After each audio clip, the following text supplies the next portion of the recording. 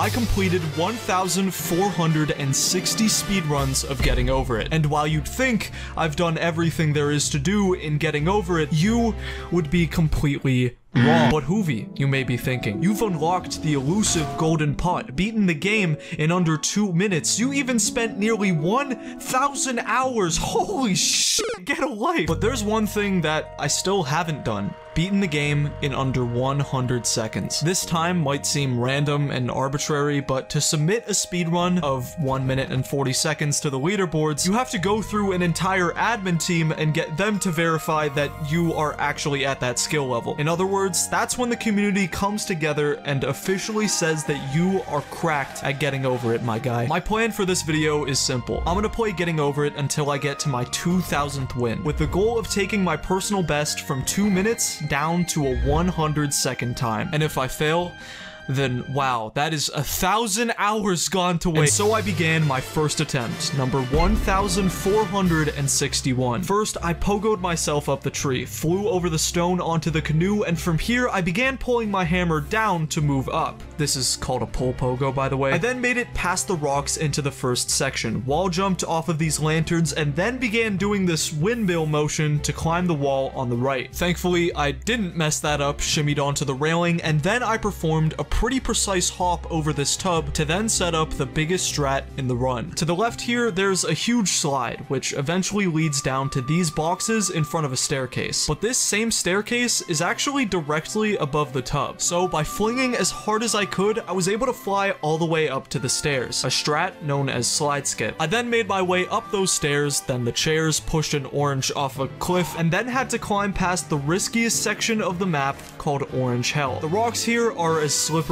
as ice, and the first mistake people make is climbing up them too quickly. I had to play this a bit patiently and focused instead on pulling parallel to the rocks to keep grip. After Orange Hell, we then have to climb the holy shit, pull past the church, make a bigger jump onto this iceberg, and then you have to get past the second hardest jump over this anvil, which I did by pogoing really hard against it. I hopped across the meatballs to the left and then got to the most difficult obstacle in the game. It's just a bucket attached to a string, but to pass this, there's no real strats here. You just have to latch onto the bucket and hope you have enough grasp to pull up. Thankfully, I did, and I made it to the ice mountain. If you don't know, you can actually climb this using various hidden little slits in the ice. And after jumping over the shopping cart on the top, I used a couple windmills and pull pogos to pass the final tower, and pushed off the space rocks for a time of 2 minutes and 30 seconds. At this point, my goal was just to break the 2-minute mark, and the next 3 runs were total stinkers. But then I booted up attempt 1465. I had a strong ass start, entering Orange Hell while just passing the 1-minute mark. I kept that speed going into the next area, flew past the chimney, made it onto the iceberg,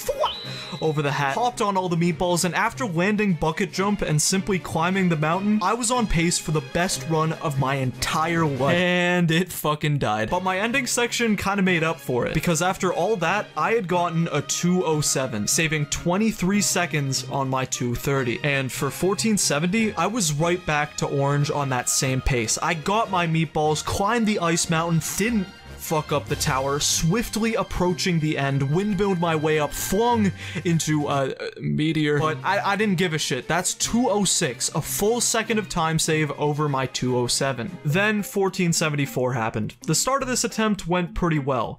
Then I got to the anvil, where I managed to home run the hat to block the ledge. If that wasn't bad enough, I then flung off the ending tower in the wrong direction, spending a full minute floating in space. That's the funny thing about this game. You could be playing out of your mind, but all it takes is one mistake and you're right back to where you started. I was still playing out of my mind though. Attempt 1478. I was schmoovin' near the rocks. Orange I got to at 50 seconds. Anvil at 110. I had climbed the final mountain at 130, and even though I messed up getting onto the final tower, it didn't matter.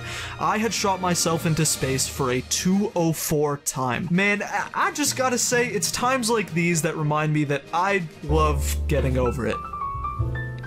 God, I fucking hate getting over it. 1486, I'd left oranges at 110, completed the anvil jump at 125, and popped off the meatballs to jump onto the bucket. Pontificated past the ice wall, I don't know what that word means. Climbed up the tower, it was prime time for a personal best.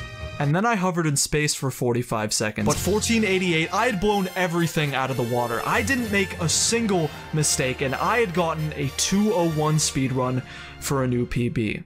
From here though, the next 12 attempts were complete duds, and after getting to attempt 1500, I stopped playing for the day, doing a couple attempts here and there just to kill time. I kid you not, the next 99 attempts were total failures. I just couldn't seem to get the same level of focus that I had in that first session, so I knew that I had to change some things. First came my rule of no resets, which was less of a rule and more of a suggestion now. Sometimes I would just forget to reset off of habit, and certain runs just didn't even make sense to complete. So I added a rule that Easy Speezy added in his 100 speedruns video. No resets unless I get really mad at the game. On top of that, for my 1599th attempt, I now had to figure out how I could improve. One thing I did learn was that facing my hammer towards space could actually trigger the credits a bit early, and after looking at some other speedruns, I began learning a brand new strat. This one comes right before space, where by making one big jump and flinging onto this edge panel, I was able to consistently make it to the top of the tower much quicker than my standard route. I practiced this strat for half an hour, along with some general movement, and then began my speedruns for the day. On attempt 1606, I had an extremely fast pace going into slide skip, making it to orange hell at 50 seconds. I then fell onto the anvil, flew past that jump, hopped on all the meatballs, fucked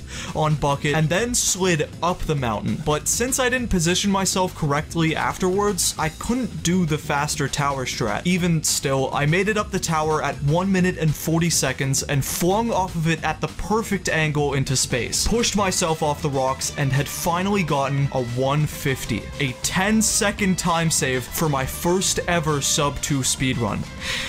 Okay, I might have lied a little bit for better storytelling. I actually got a 159 on my 1600th attempt, but that didn't record. And since I was on such an insane streak, I had to keep going for attempts. 1611, I lost around 5 seconds climbing the chairs, but I chose to keep going for some reason. This got me to bucket jump at around 1 minute 30, where I struggled quite a bit climbing up the ice, but I'd still done it fast enough to reach the pole at 140. Thankfully, I didn't mess up there, and eventually had completed yet another sub 2 run. Without time losses though, I could have had a sub 150. That's another thing. No matter how well you did in a getting over it speedrun, even if you're on world record pace, you could have always done better.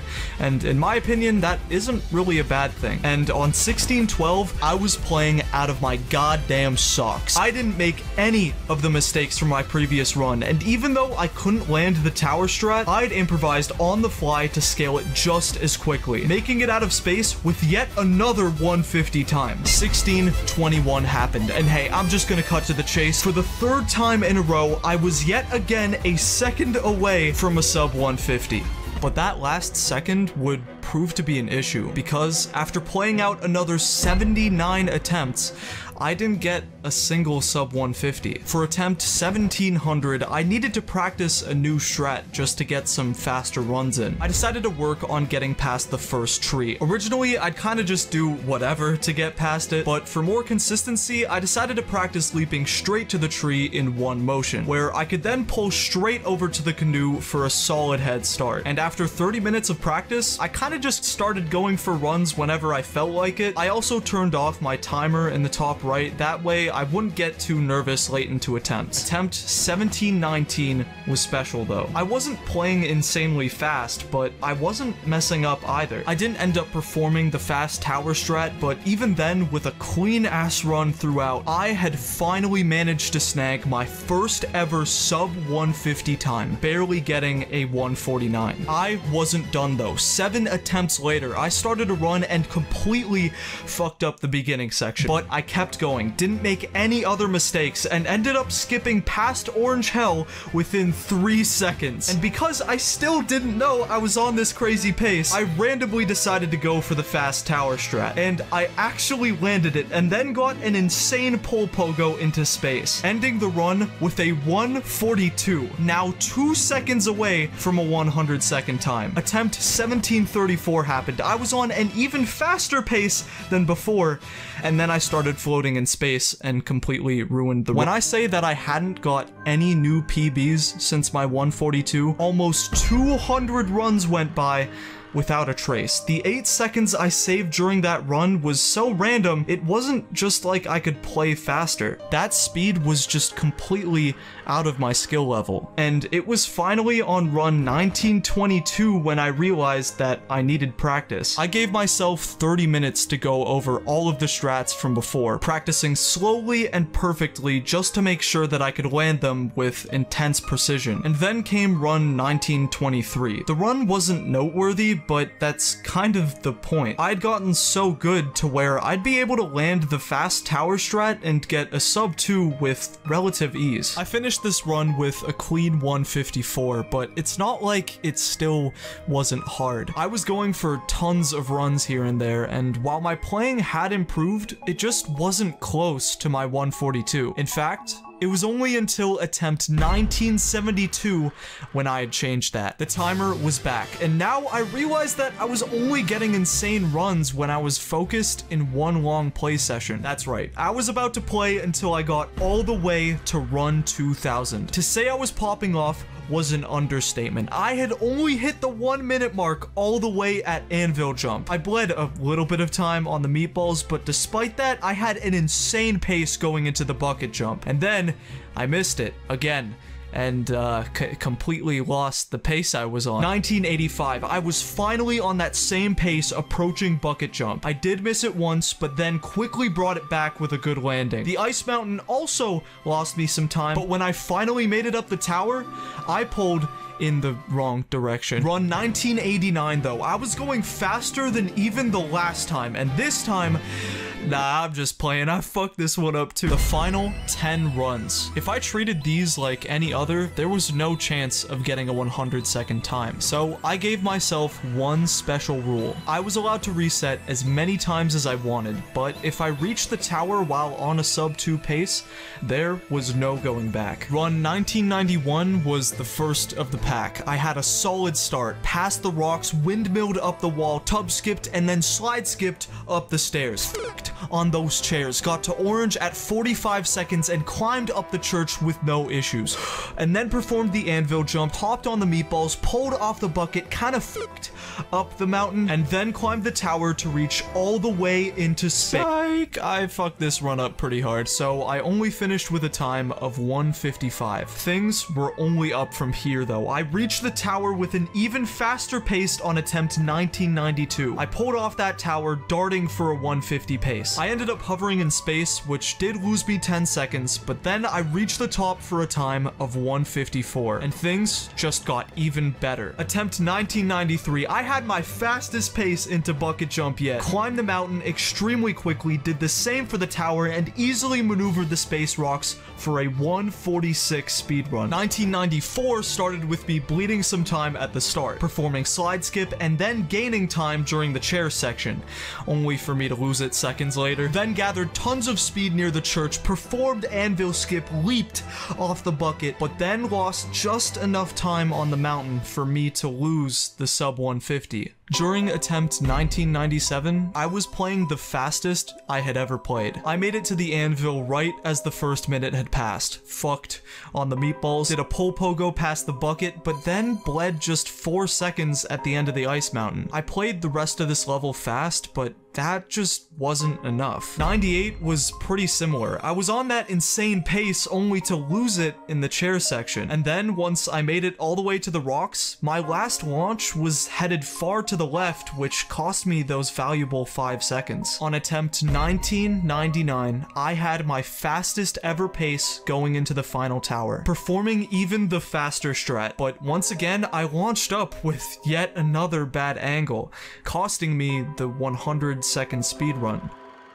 At long last, it was the final run. My start was the best it had ever been. I had no issues navigating the rocks, pulled past the lamps with ease, pogoed off the wall like a fucking rocket, and performed slide skip 33 seconds into the run. I had navigated the chairs ahead of pace, got an insane boost past the orange area, and reached the anvil at exactly 1 minute in. This was the fastest pace I have ever been on, and I kept it up on those meatballs, bucket jumped, fucked on that mountain without a single mistake. And as I went to climb the tower, my pickaxe had slipped, but I couldn't let this slip. I had to keep it together. I climbed the tower, nearly missing the top, and now I just had to push myself to the left. I got a bad fling? God damn it! I hate this challenge. Oh. And since I did it a second late, it just wasn't good enough. I did not beat that 100-second time. This video might seem like a total waste of time, but I think it's important to look back instead on my progress. I started this challenge well below where I wanted to be, and by the end, I was 2 seconds away from that goal. In case you are wondering though, since I didn't get it here, after playing to attempt 2096, Oh, I got it! A 138! I actually got my first 100 time. If you take anything from this video, if there's that crazy thing out there you think you can't do whatsoever, just try it. Let me put it this way, people are notoriously bad at setting realistic goals. You'll probably overshoot where you want to be in, say, 1 year. I mean, look at me, I spent like 6 months on this video alone, and I didn't even achieve my goal within the 2,000 wins. But I eventually got to where I wanted to be, so in 10 years, you never really know where you'll be down the road. I don't know how to sell this point anymore, but you also literally have nothing to lose. Even if you fail, you're now much further down that goal than you were before. You've probably gained a lot of confidence towards achieving it, and since you initially thought that you would fail, you only proved yourself right. The point here that I'm trying to make is that the point isn't to succeed, it's to try. And you'll only know your potential in those 10 years if you try now. Subscribe if you want. I make speedrunning videos, and watch one of these other speedrun videos if you want too. I spent a lot of time on them.